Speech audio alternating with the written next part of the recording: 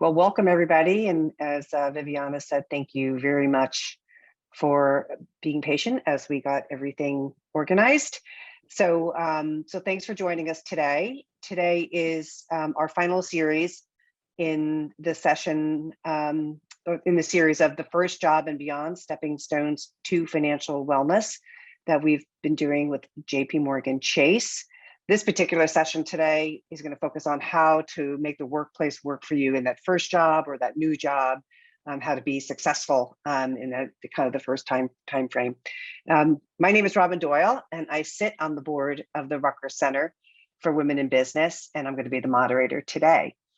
I'm very pleased to welcome JPMorgan Chase's Rabia Baig today. Rabia works in JPMorgan's campus recruiting area, and she particularly focuses on students in their sophomore year as they're starting their recruiting journey. And she helps to develop programming and initiatives that will help those students prepare and better understand how to have a successful internship and first job.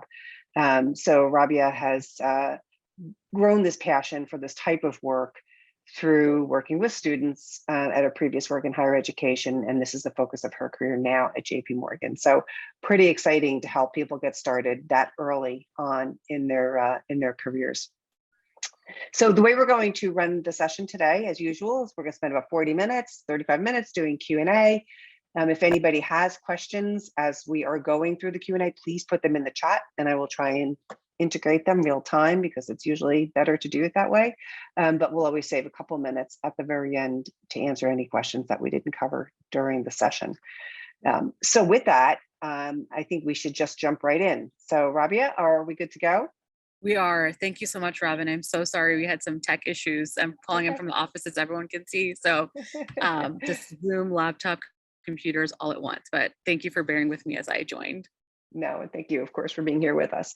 So let's just jump right in to the discussion. And the first question that I have for you today is, can you tell people what your kind of top 3 to 5 tips are for being successful in kind of that first job, that first new job, perhaps if you're graduating with an MBA, or even in an internship? All of those things may be relevant for people who are on the call today. So your top tips for being successful. Of course. And I think it really varies because when I work with interns, I work with full-time hires, when you work with grad students in my previous life. And out of all the ways that we approach your first role, you have to think about setting yourself up for success really early on. Companies like JPMorgan or other large institutions, for example, have really formal onboarding plans that you have to follow, whether it's 30, 60, 90-day plans. But ultimately, you need to set up your own goals to be able to be successful. And the top 3 that I tell students or folks that are joining early in the workforce, one of them is going to be, really sitting proactively, working with your manager to set the precedent of what your role is going to be like. Understanding your responsibilities. We all read job descriptions when we apply for something, but ultimately your role is going to be different. There's always going to be things that are not captured in a job description. So you want to make sure that you're connecting on time with your manager to reflect on what are some things that we're working on, what does quarterly look like for you, what does yearly look like for you. So then you're setting yourself up for success that way. And it's not a surprise when it's like, well, what do you mean by all other duties assigned? It could really mean anything. So you want to be really mindful of that pace. The second piece is then taking on more. I think that when you are jumping into a new role, you're thinking, let me do everything I can to have a really good first impression. But ultimately what happens is when you're starting to take on new responsibilities, understand your current set of responsibilities before you volunteer for anything else. So being a really good master at what you were assigned to be doing or what you're hired on to do, then sets you up for success when you raise your hand for other projects or extracurriculars, if you want to call it that. But what else could you be doing outside of your day-to-day? Figure out the day-to-day first and then tack on the extra. And my final one would be keeping track of your goals in a spreadsheet. It is something I highly recommend, whether you're an intern full-time, even if you're a couple of years into your career, keep an Excel spreadsheet every month of all the things you've accomplished. It does twofold. One, it helps you figure out for yourself if you're ever looking at, brushing off your resume, you have a really good starting point.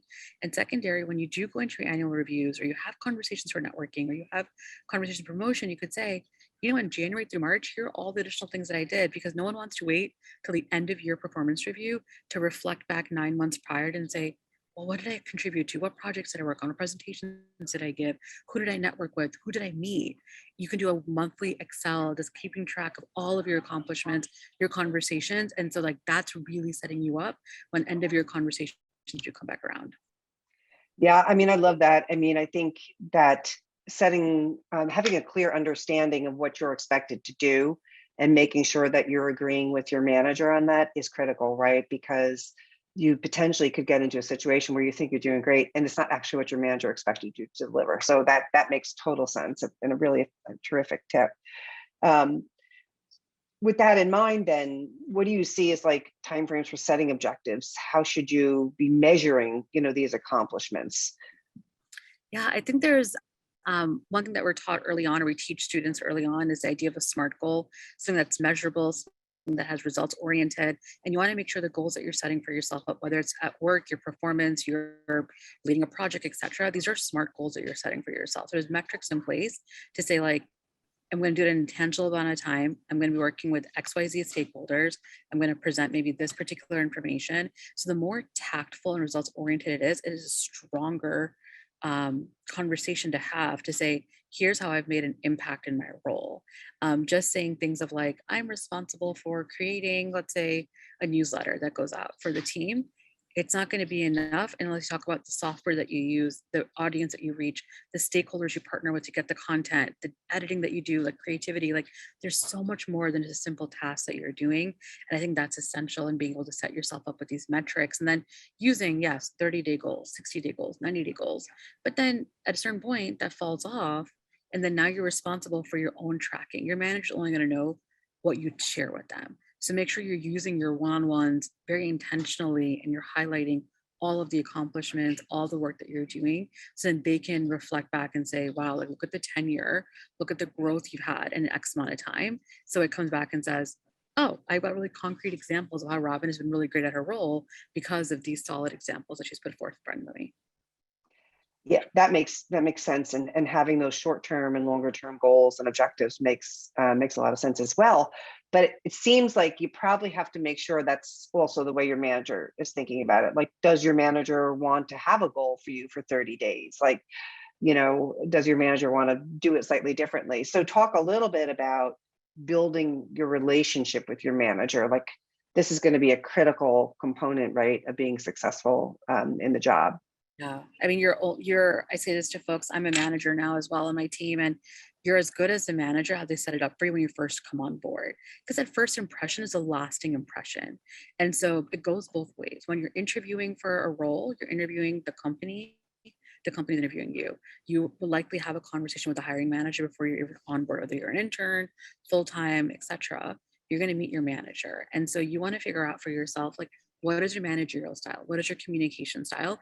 And you should also be sharing, this is the environment that I like to work in, unstructured versus structured, for example. A lot of managers will say, I want you to find a solution or find the problem, find a solution, and then come to me and we can brainstorm. Some managers are like, I'll sit with you for 2 hours and do things, right? So you want to get to know them on the level of like, how do you like to manage? And then how do you like to be managed is the second piece to that. And same thing for communication. How do they prefer to be communicated to and how do you prefer to be communicated to? For example, Robin, you may remember from working here, pings and messages are flying all the time. Some folks prefer to say, like, if I'm in a meeting, don't disturb me. And some folks are like, go ahead and message me during the meeting. I'll go ahead and respond to you. So you figure out what is the communication style and then how can you contribute to that? So if your manager is like, hey, I'm pretty flexible, and say, do you mind if I put in 30 minutes end of day each, for the first couple of weeks that I'm here, just so I can connect on all the things that we've talked about today? Great. That's taking initiative, that's setting up time with them, that's giving them a block of time to dedicate just to you. I think that's really smart practice. And then after the first month rolls down, sure, you don't have to be daily if you don't have to, then you just move to a weekly cadence. But setting yourself up and saying, like, here are the ways that I want to be really successful. Does this reflect what you expect to see in a worker? And then being able to kind of marry the two and have a really good compromise of a style. Yeah, what I hear you saying to folks is ask, right? Don't be afraid to go in and talk to your manager and say, how do you want to do this? I'd like to check in with you. Will that work for you? What's the best time? But definitely don't be afraid to ask, because just sitting at your desk and thinking people know what you're doing, Exactly. right? Right. Yeah, So sitting at your desk, and you can get really bogged down. And I want to say that to yeah, folks, once you start getting into your like your the rhythm, it could be hours can go by before you even speak to anyone sometimes. Like my team is spread all over the country. And so I don't get to know exactly what everyone's doing. So they need to let me know, hey, by the way, this is what I've done today. Hey, I'm letting you know this is happening. So I recommend that for a lot of folks that like if you don't see your manager daily basis, they don't sit right next to you, be able to be you have to communicate in order for you to make really successful benchmarks. yeah, yeah. So what could go wrong? What are the things maybe you shouldn't do early on with respect to your manager? What are things that could go wrong and maybe set a bad impression? Oh yeah, I think um, everyone gets, things happen sometimes, but I think ultimately when you go back to communication, if we think about our hybrid work style that we live in right now, some folks are going to get jobs that are completely hybrid, sorry, completely remote, some are hybrid, some are in person. You need to adapt to your work environment. And I think that a lot has changed over the past 2.5 years of what work used to be like. And so when you're coming in every single day, you came in, you were online, you were available. With hybrid, it's a little different. Maybe some days you're in the office, sometimes you're not. And if you're completely remote, it's not like your manager's going to watch you walk in the door at 8 o'clock in the morning. So I think part of it is like setting the precedent of like when you're new to a job, coming in and doing your work and working the hours that you're a part of, I think that's a really good rule to be impression wise, right? Of being like, I know that they're really good with timelines. I understand they're really good with deliverables because you're setting yourself up for success. So the first couple of months, be proactive in being able to say like, hey, I know you assigned me this project. I'm going to give you a quick update on it. And you're like, okay, great. Let's hear the update about it. Like, tell me kind of what's going on. Am I on the right track? Ask those questions because you don't want to do something and go all the way to the end. And then it comes back and says, oh, this is wrong. This is not what we're looking, the direction we're headed in. And when you're first in a role, you're not going to know all the nuances, whether it's the company, the role, the function, the scope of what you're doing. Ask questions along the way. So you're not setting yourself up to where you could be doing weeks worth of work and it comes back and it's like, well, that's not what we asked for. So I think asking questions early, it really helps. I think setting yourself up for success with timelines and deliverables is really helpful. Being on time, being in the morning, I'm in central time zone. My team is Eastern time zone. There are days when I have to be up at 7 o'clock meetings because that's the way it is. So I think it's being flexible in how you do work as well. Of like, it might not be what you're used to, but it might be the new normal for you, whether it's an environment or whatever it is. I think that's also really key is being flexible when you're first starting out and saying, sure, I'll do that way, or okay, I can try it this way, because then you'll figure out for yourself what works and what doesn't. Right. So don't not show up for the early meeting. Right. Don't miss the deadline. Right. You have to, and Right. if for some reason you're going to think you're going to miss a deadline, you have to have a conversation about it and understand Exactly. why, right, why that wasn't going to happen. Because for if folks start missing deadlines and you're not showing up, that is going to set a bad impression. Right. Excellent. Cool. So beyond the manager, right? Mhm. I think especially as you start a new job and join a new company, how else should you be building relationships? Who else should you be building relationships with? And how Yeah. important is all that? I mean, I couldn't imagine walking into a workplace where you didn't feel there was like a little bit of a community that's been established for yourself. And it's not going to be your manager, it's going to be your team, your colleagues, and by extension, then even just like your neighbors who might not even work in your space, but you're going to see them every day. We spend so much of our lives in a workspace, and you want to make sure that you're able to start building these relationships and just start slowly understanding what it means to work in a landscape of whatever size company you end up at. I recommend for folks to every organization, it's most organizations say, have like an employee resource group or business resource group here at JPMorgan, as we call them. These are really great ways for you to find a community of people that share an identity or an allyship that you're interested in learning more about. And it's a great way to say, hey, I came to that event that you hosted last week and I was wondering if I can connect with you after. Or, hey, I attended the trivia night that you hosted during lunch hour. I learned a great deal and I'm really interested in what you do. Do you mind if we connect? And it's a natural way to form a bond with people that you don't necessarily directly work with, because I think that also has an impact on networking and relationships. It's not always going to be your direct team. You want to find ways to branch out of your direct team. Your actual direct team that you're working with, though, I think that's separate, right? Like that's something that you're going to work with them on projects together. Once you get familiar, you can raise your hand and say, hey, so and so, like I know you're working on something. I'd love to learn a little bit more. Do you mind if I listen in on a meeting? Do you mind if I sit in on the event that you're hosting, for example, so I can kind of absorb a little bit more? And that will help you build more relationships that way. Because ultimately, any other advancement opportunities, whether it's a job promotion or a project promotion or a task at hand, it's going to come from the relationships that you build. And so getting really comfortable coming out of your space, and not saying you have to be an extrovert by any means, and you have to be like, all the time. But I think even if you're an introvert, if you prefer one-on-one conversation is just as meaningful as a group dialogue that you could have. It's always going to be about the quality of the relationship rather than the quantity of the relationships that you have. Yeah. And, I would just add, I would never underestimate the importance of joining the team lunch, right? When a team lunch is set up, joining if you can, the after work softball game, whatever, organization, whatever event that the team is doing, and participating and helping to even organize those sorts of things. Don't ever underestimate how much that means in the whole scheme of your work success, because people who feel good, like if they feel good about you, then your successes are going to be easier, I think, to highlight. Just even things like just say hello to people, right? You just should say hello and say good night to people as you're leaving the office. So good manners, right, matter, don't you think? 100%. And I think it helps to just like connect, right? Like I said, and if you're in a completely virtual environment, I understand it's harder, right? You can't just walk out the door and say that. But like Hmm. we had interns last summer that were fully virtual.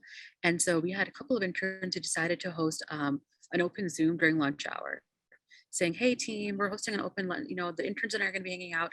Managers popped in, other folks popped in just to say hi to folks. So like you can find ways in your environment to do that. And when we started doing internships previously, when we were in person, an interns team was probably no more than 8 to 10 people.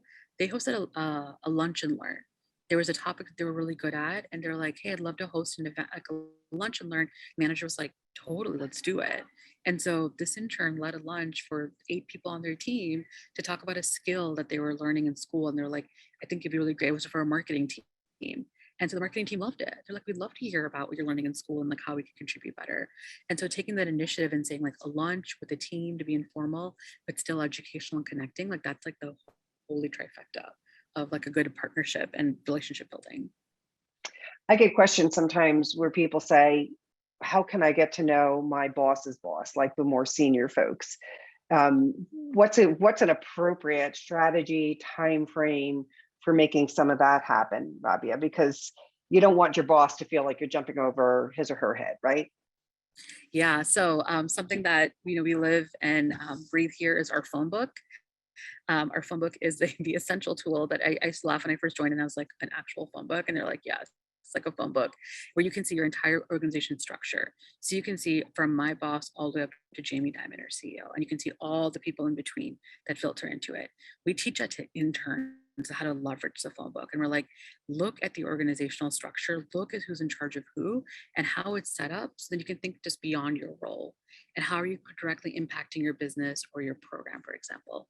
When you think about your boss's boss and getting FaceTime with them, there's 2 ways to look at it. One is like an intern, you have 10 weeks. So if anyone on the call is going to be on a 10-week internship program or a 12-week, very small short-term engagement, your window is much shorter in order to get in front of them.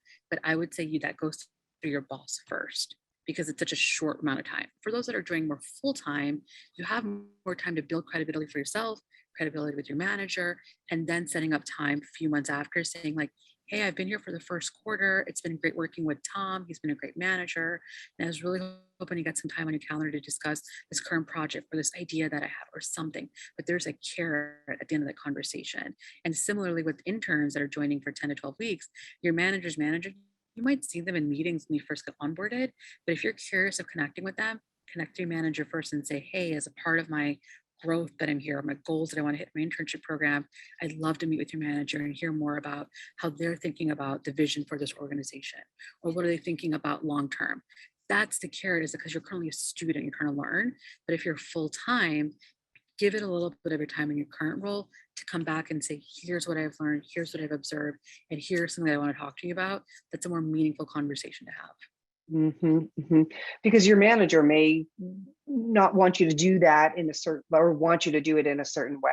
or like they may want to set the timing for you to have the opportunity to have some of that one-on-one time, right? Exactly. It's never to be blindsided. You never want to blindside someone and have a conversation that goes above them, because more likely than not, that person's going to come back and say, "Hey, Robin, your intern Rabia reached out to me," or "Hey, Robin, your first year Right. Rabia reached out to me. Can you tell me a little bit more why?" And so Right. you don't want to be caught off guard when that happens. Right. That's an excellent tip for sure. And that does happen. It happens. It's happened to me as a manager, and it kind of feels a little awkward. So I think that's a great tip. Um, okay, so great. So, we talked about like the first couple of tips about, knowing your role and responsibilities, keeping track of your accomplishments, doing well in your job. But what else can people do to really stand out? I think you may have covered a few things already, Rabia, but just maybe, bring it home for folks. Like, what can you really do to stand out to your manager, especially if you're really working hard and doing what you think is a good job? How do you shine? Yeah, I think there's different there's different ways to shine, right? I think one is always going to be your work is going to speak for itself. So being really proactive in the work that you're doing, being inquisitive. I think you shouldn't be nervous. We hear this old phrase all the time, right? Like if you're in a meeting, always raise your hand. I don't necessarily mean always raise your hand. I think if you're in a meeting, different ways to approach it, right? There's one approach to say, like, if you're having a conversation and you have really good input, raise your hand and express that input. And if you prefer to wait after the meeting for X reason, then after the meeting, send the person an email saying like, "Hey, I was listening in and I really thought about, and here are two ways that I think we can really contribute to something." I think that's really stand out because you're taking time to process, reflect, and then suggest something. Hmm. You also don't want to be like a parrot. I think that's one way to stick out because we all know people in meetings that are just like, "We already said that. Why are you repeating that?" So whatever you're going to say, make sure it's meaningful, make sure it's unique, original. I think that you don't get caught up in that, like, I have to speak always. If you're going to speak, make sure it's worth it. The second piece of advice I would say is when you're building more of your brand, right? Eventually, you're going to start building a brand at your job, and you're building a brand now as a student. You're building your brand as a professional. What does it mean to build a brand? Building a brand is like you have a platform, you have something you're interested in, that you're passionate about, that you're good about, right? If you're great at Excel, people come to you for Excel help. That's your platform. If you're good at Tableau, if you're good at Canva, if you're good at something, a skill or a software or anything like that, use that and help others kind of connect with you on that. So you could say, "Oh yeah, I go to, so and so all the time because so and so is really good at this." So you're starting to build yourself a brand at your job, right? Being someone who, as you mentioned, is volunteering or is being really friendly on the floor. And so they're like, "You know what? I think she should come and welcome the new intern. She was a previous intern last year. She'd be great," as an example of that. Internally, we call those culture carriers, for example. You're a culture carrier if you're someone who doesn't just do your job, but is involved in other activities.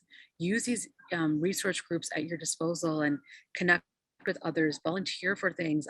Most companies like ours, for example, there's a lot of volunteer opportunities working at a food shelter, at a pantry, etc.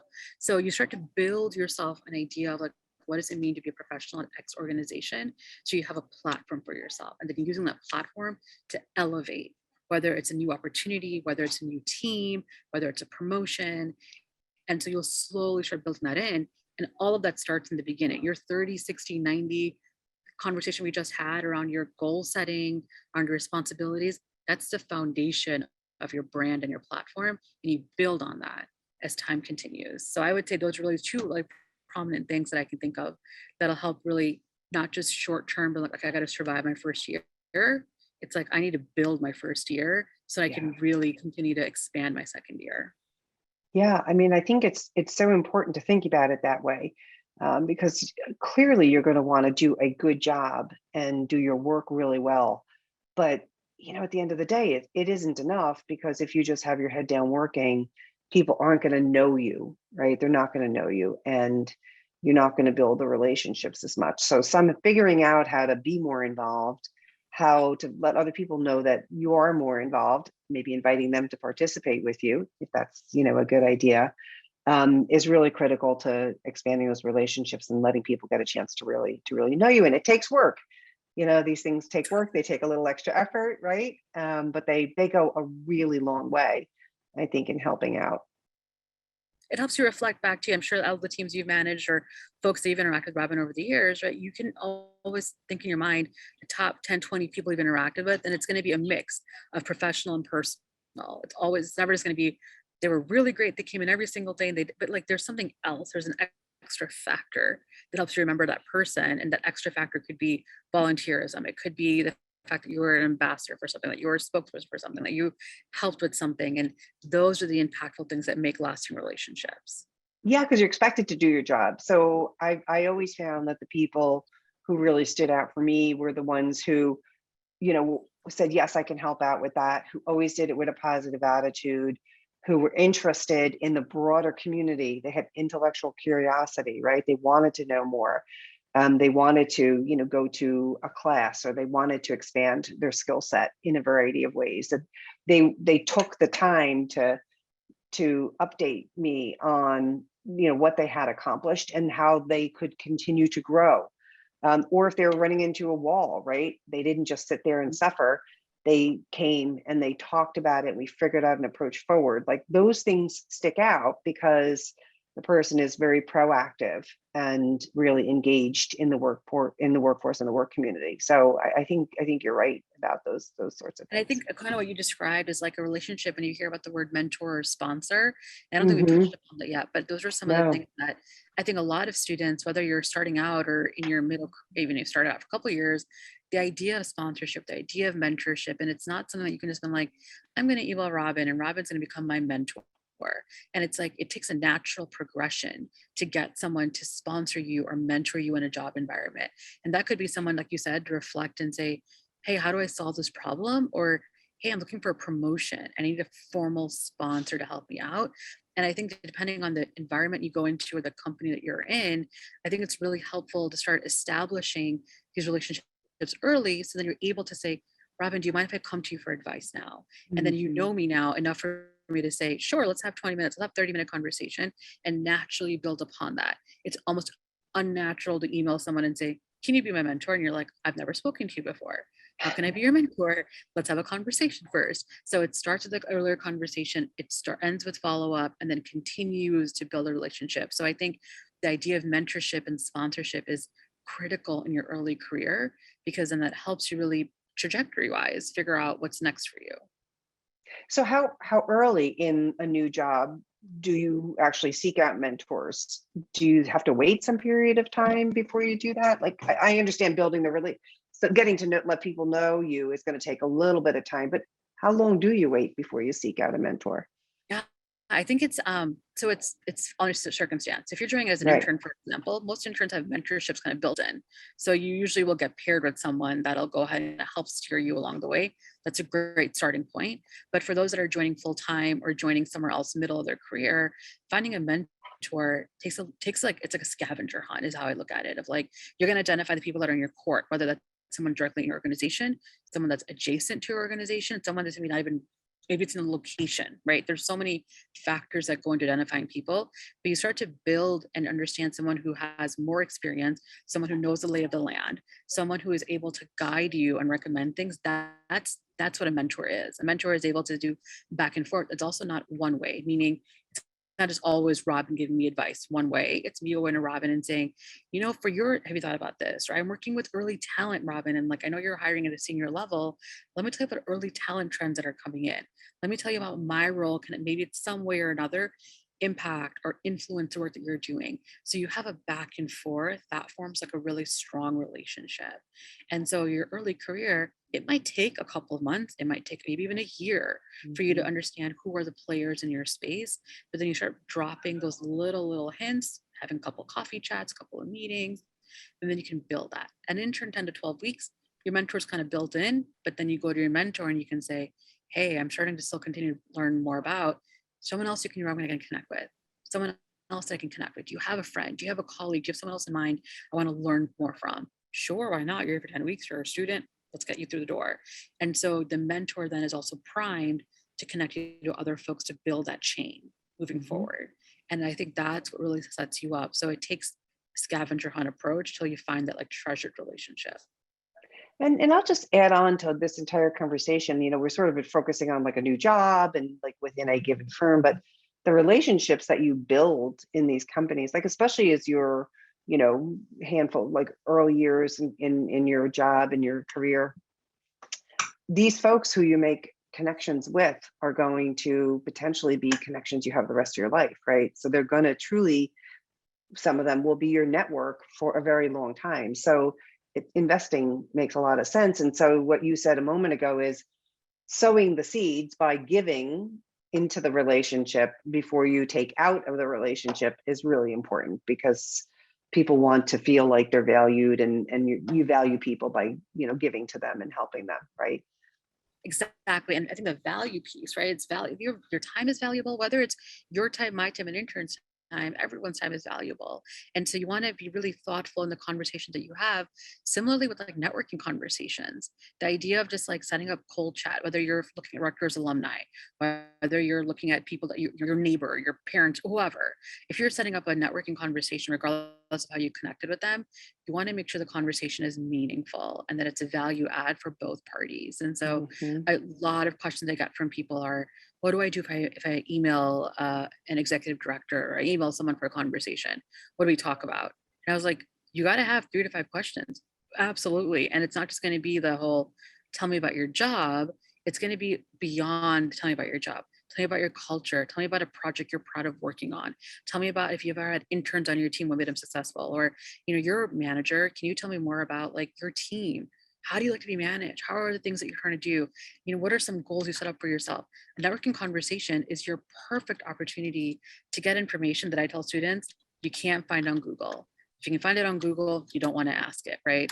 Do you hire in Houston? Do you hire in Tampa? Not a question to ask in a networking conversation. You can find that online, but ask how the Houston office is different from the Tampa office. Ask about the culture. Ask about the ERGs you're working with.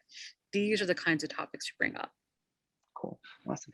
So an interesting question came into the chat, and I think it speaks to a little bit of what we're talking about right now, which is doing more than what you're just the work that you were hired to do, right?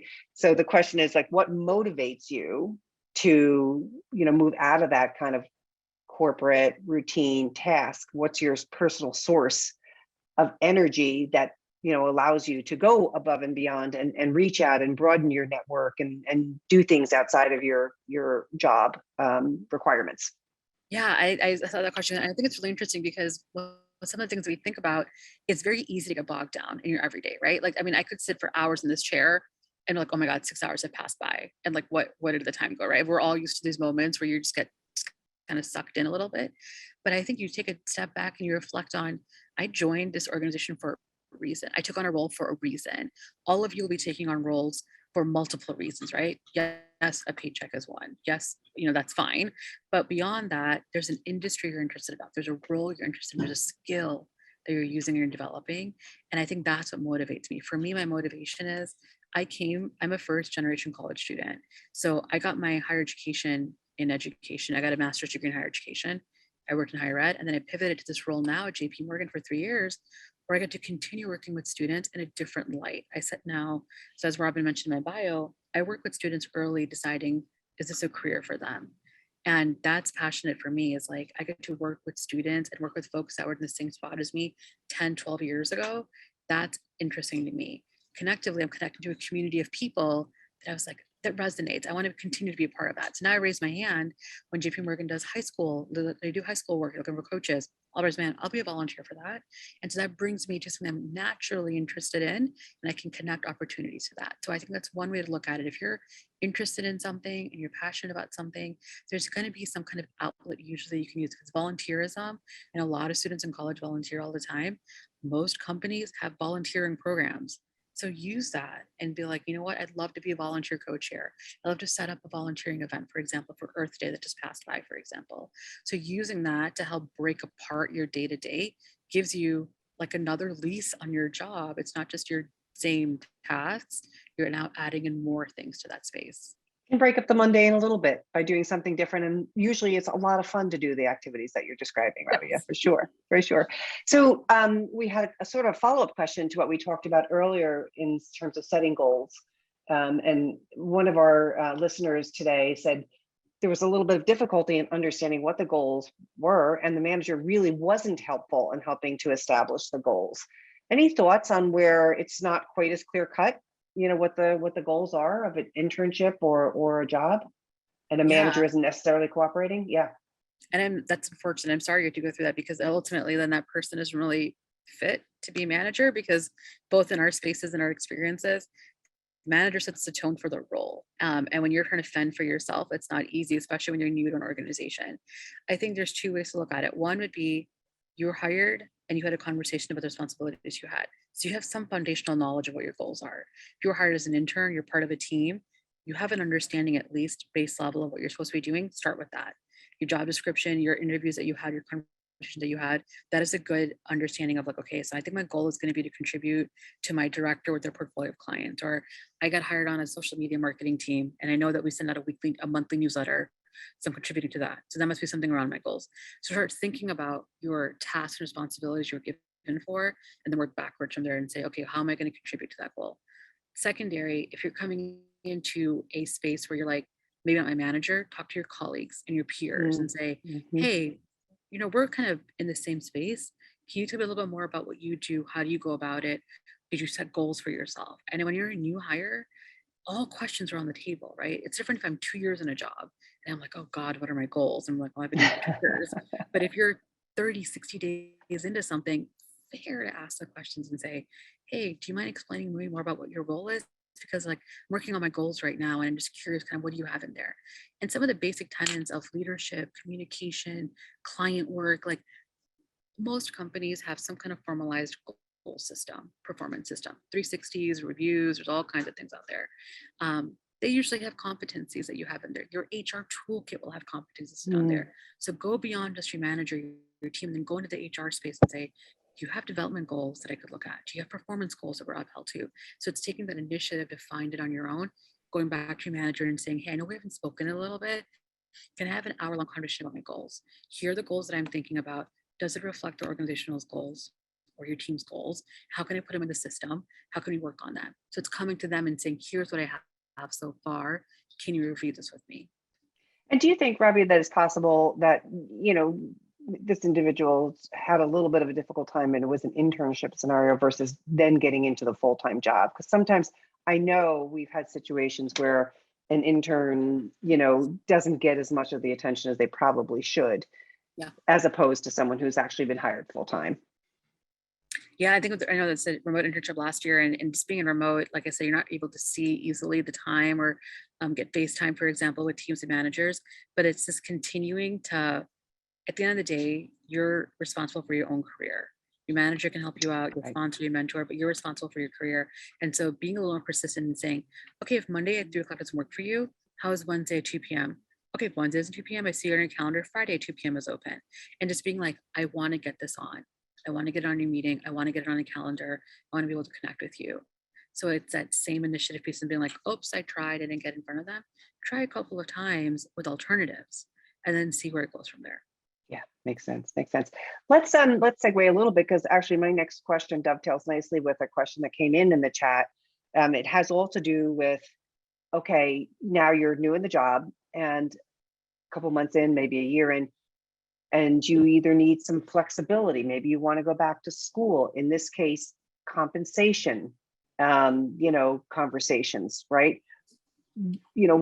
What are what's your advice for, say, a fairly newer employee still, talking about things like, okay, a new raise, what, am I going to get a raise this year?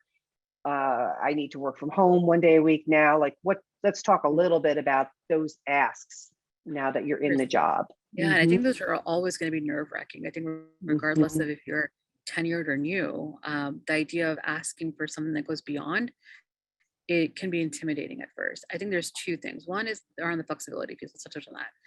In the world we're in now, and in the way that we've been working and trying to adapt, flexibility is something that's kind of being slowly built into a lot. Some faster than others, like financial services, a little slower, more traditional, versus tech startups, a little faster. So flexibility also depends on the environment that you're working in. Ideas of going back to school, or I'm a caretaker, or I have a child, or I have something going on.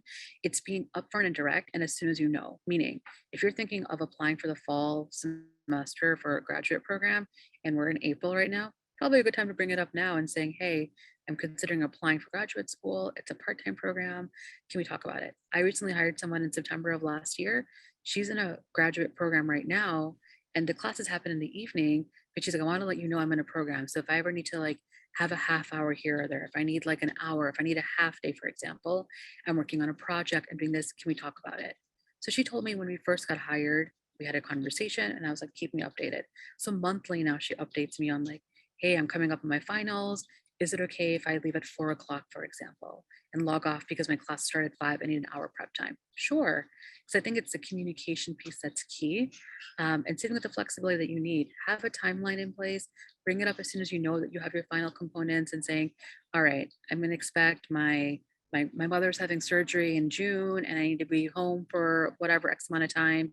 Can I build in my flexibility? Here's how I'm going to approach that. I'll leave Monday off. Tuesday, Wednesday, I'm taking half day meetings. Friday, I'm going to have so and so cover for me. Great. You come up with a plan, you come up with the timeline. In terms of compensation and negotiation, those are conversations where you need to come in with two or three things. I think one is having a really good reflection of your record, right? So those monthly Excel spreadsheets, this is where they come in handy and saying, here's all the work that I have done this past year, for example. Here's what I was given to do, and here's what I added to it, and here's all the extra stuff that I did on top of that. Because you're setting yourself up for a case of saying, I would like to renegotiate, I would like to talk about my bonus, I would like to talk about XYZ, but I can't just come in and just say like, hi Robin, I've been here for a year and I feel like I need more money. Yeah. And be like, well, why? Tell me Right. a little bit more. And so here are all the things that I have done. I think being realistic with your research, and I think that means connecting with HR, looking at Glassdoor, looking at salary reports, industry reports, and saying, here's the research that I've done so far. I came in at this level, market has shifted, and here's where I am. You don't want to come in and be like a retaliation, meaning I'm just going to leave if you don't give me the money that I want. Because an employer could be like, that's a bit combative.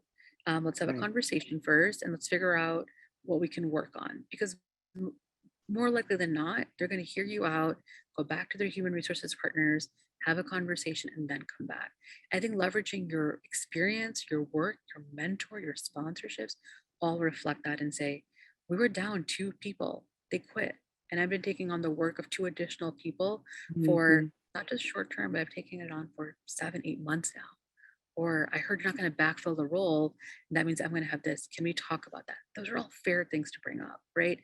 The work, the responsibility, the outcome, deliverables, all of it is great. The market data you find is all great, but you don't want to go in just expecting something without anything in hand.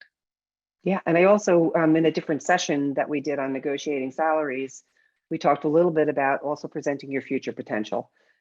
So not only what you've accomplished, but now that I've accomplished these things, I'm now skilled at X, Y, and Z, and I can do more of this and this and this for the team. Can I get a promotion? Can I get elevated? And so on and so forth. So Yes.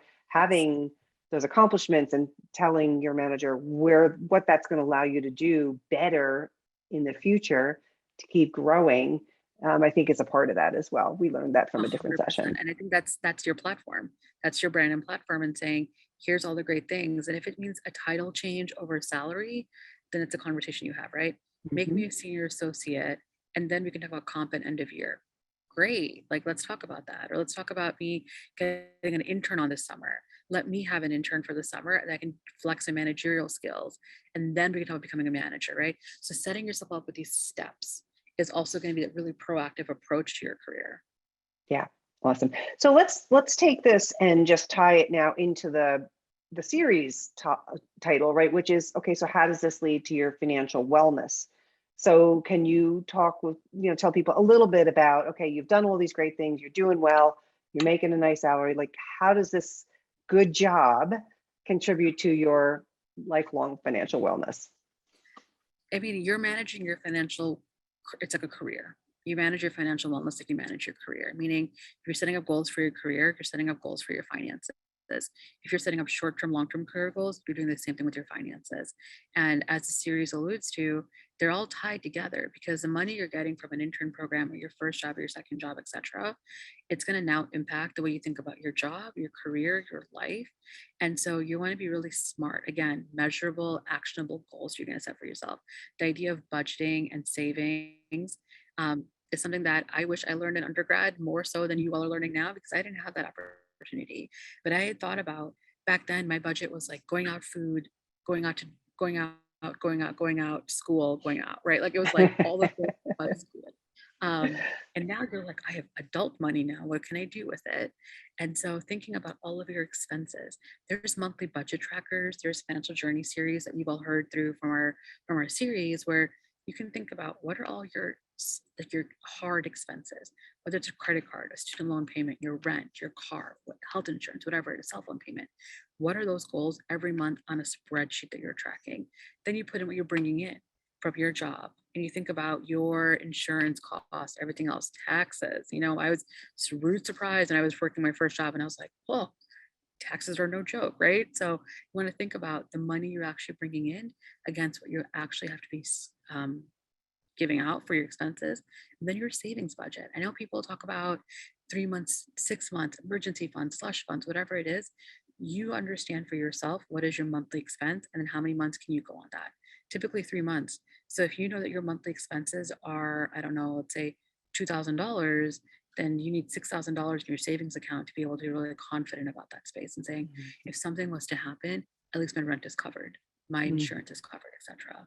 Right. And when you think about contextualizing your long-term goals, like there are so many apps out there now, there are so many services. If you're a Chase client, you can go on our app and you're able to connect with an advisor and just say like, I'm new to all this. Can I talk to someone? And they'll talk to you about it, right?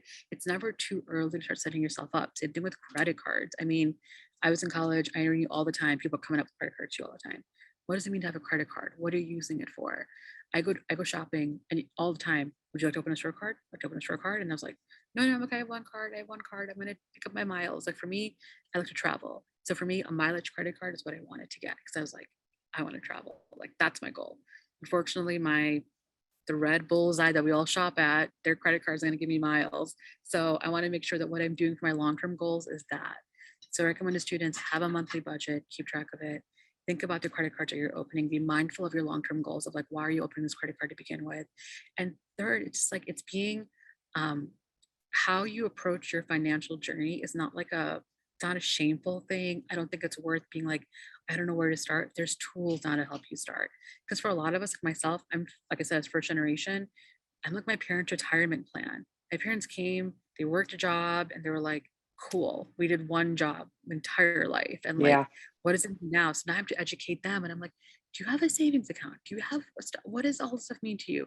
So we have to also empower ourselves to be really educated, especially like when you think about women in finance and education. There's so many services now geared specifically to help you figure out the taboo topics of like, oh, if I get married, my husband will take care of it, or my dad takes care of it. That's no longer the case anymore. You're responsible for your career, and especially as women, there are a lot of things that we're apprehensive about like, can I talk about salary? Can I talk about how much money I make? Now my friends and I outwardly talk about how much do you make? What do you put away? Well, who's your financial advisor? All the things 10 years ago were like, we would have never talked about that. But I would talk about 10 years ago had I known I'd been more comfortable in that space. So that's what I Yeah. recommend to folks that are in this turning to, start to build out what their journey looks like for them. Yeah. So the wellness, the take seriously your financial wellness as you start working get into the workplace. And that's a big component also of, future security. We had a couple of questions that are like, how do you move into a new career? And we also have another question here about, it seems like people do a lot of job hopping. And is that the best way to increase lifetime earnings? So maybe talk a little bit about how to prepare yourself for moving, and is moving the way to go? Yeah. So absolutely. So there's it's definitely been a shift in the last 5 years. I think when I was coming up in the workspace and thinking about it, it wasn't unheard of to hear someone say, "Oh, I've been here for 20 years, 25 years. I'm a millennial," and millennials now are like, I've been here 5 years.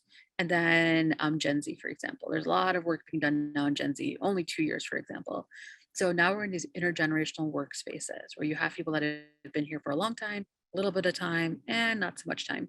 And what does that mean? And I think that that's reflecting on this changing industry and environment that we're in. Necessarily having to incorporate a job switch. If you're moving into, from example, the question is tax into finance, for example, you need a bridge. It's either a degree or it's classes or it's experience, but you need a bridge. You can't just expect to jump into another career without saying like, hey, I'm taking on this graduate degree because I want to be able to say, all right, I started out in accounting, wasn't for me. Marketing is where I wanted to go. So I got an MBA in marketing, for example. Great. The classes you take reflect real life work, and then you can pivot that into a career. Totally fine. I think networking helps. I think having conversations with folks and saying like, hey, I see that you've been social media for 5 years. Can you tell me how you did that? Because there's no such thing as like a major in social media right now, or maybe there will be, but not right now. How did you do that? And then so networking, you get information. Taking classes, you get information. Then you can pivot into that space because that's going to help you then understand and say, well, in tax, these are the skills that I used. How can I pivot that to transferable skills in finance? The second question around incorporating job hopping, I think that idea that's like a stigma that you need to be at one company is now slowly fading out because now it's opportunity driven and skills driven. If you're not building up your skills, that's a perfect reason to say, you know what, I've been here for 3 years, 2 years, and I haven't been given the opportunities that I've had to be able to change my skill.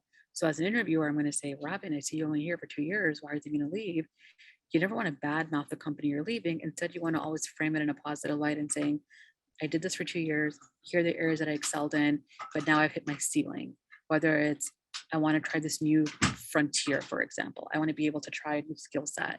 I want to become a manager, and my company's too small for that yet. What are the reasons you want to pivot? Incorporate that into your conversation, not just saying, "Oh, I hate it. I was underpaid," or "I hate my manager. I hate these things." You never want to do it. You want to come in with saying, "Here's what I want to shift." And so moving around, totally fine. And this current environment that we're in, 2021, 2022, of course, we're all seeing the job market, the great resignation. We're seeing all these topics of like people are leaving for more opportunity. Be smart with your next step. Don't just like take it because it's out there right now, but look about the company long term, meaning the next 2 years, you're still going to be there, or is the company going to falter? So be really wise about your next step in this current environment because you don't want to take the next thing because of money. It's money and longevity because who knows what could happen next year. The pandemic that was going to end last year, but who knows, right? So you want to be mindful of your company's future along with your future when you are job hopping. And financial wellness is critically important. So making money is critically important, but there's also a huge element to feeling like you fit with the company, your personal, sort of moral compass fits with the companies, and you're at home there versus going somewhere where perhaps it isn't a good fit for you, which can be very uncomfortable. It's not, money isn't the only thing. I think that's important, when you're in a job. So we're going to just have 1 second left, but there was one question that I didn't ask you yet. And I don't know if this might be hard, but someone asked if there's any books you can recommend relating to, professional and personal, anything that you would have off the top of your So head. there's actually a couple, I think, I recommended in this area. Now we're looking at like podcasts, right? So I think there's a great way to really incorporate that into your conversation.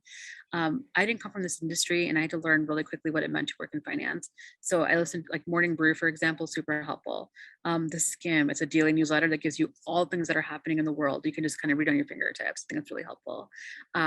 Most companies will put out a book list. So JPMorgan actually has summer reading book lists, for example, of atomic habits or featuring speakers or economists. Like find an area you're interested in and use that to pivot. So if you're really interested in sustainability or climate change, read those books and tie it back to the industry you're applying for and say, hey, I'm really interested in these topics. How is JPMorgan addressing, sustainability, for example? I like listening to podcasts led by women. So there's actually women in finance podcasts that I listen to. I'm on TikTok and I follow a lot of TikTok accounts around financial wellness, and just one woman called Her First 100K, for example. She started this thing where she was making 100K by she was age 25. How did she do it? And it's really fascinating to learn people's stories. So I think there's a lot of content we can absorb, but it's content that you're interested in because you actually want to listen to it, and it's not going to be like schoolwork. So if you're interested in financial planning, there's tons of resources if you're interested in that, but find what you're interested in and then build upon that. And like summer reading lists, easy way to look at books that you can read because there's every thought leader, every person you can think of is putting something out there. TED Talks galore. Yes. But something you're passionate about, go backwards and then build that topic that way. Yeah, agreed. That's awesome. And I do actually love the JPMorgan reading list. I still get it even though I've retired. And I just read a great book called AI 2041. So it's a fantastic list to leverage in terms of interesting topics. So thank you so much, Rabia. This was wonderful. Really appreciate your time. I think, I don't know, Viviana, if you need to put the QR code up again, because a lot of people joined since we first started. If you would throw that QR code up one more time. And thanks again, Rabia. And we're hoping to continue to partner with JPMorgan, and we'll see what we're gonna bring to the students in the fall. Robin, thanks for having us. This is a great Awesome. conversation, amazing questions. I'm sorry we couldn't get to all of them, but I know, it was a wonderful conversation, and I look forward to having some more engagement with you all. Yeah, thank you so much.